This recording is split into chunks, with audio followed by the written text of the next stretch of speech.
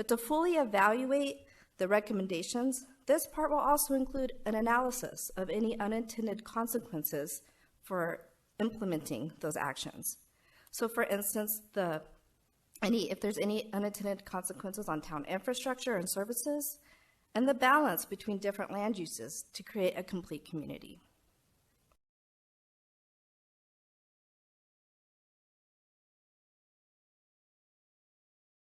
Yeah, duly noted that the pattern of living is changing with working from home and people being able to live elsewhere.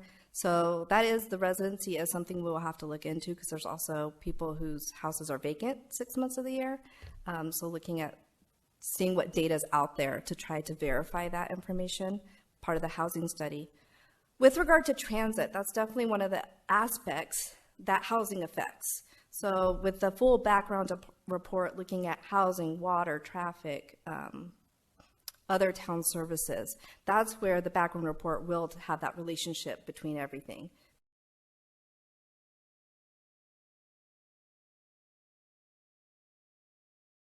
It will be staff working with a consultant, so it will be kind of a collaboration between both. Staff will need to provide the consultant with some of the data, and we'll be working closely with them, especially with the existing goals and policies of the general plan to develop the housing study.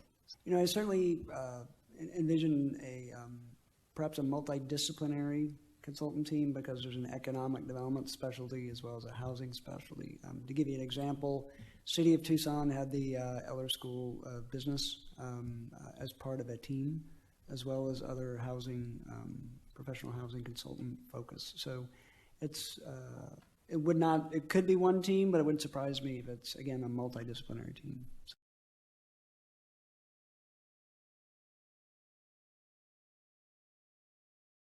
So with those consumer needs, we want to look at affordability outside of just income. And so we also want to look at what our needs in the community are for housing. So age is part of that conversation.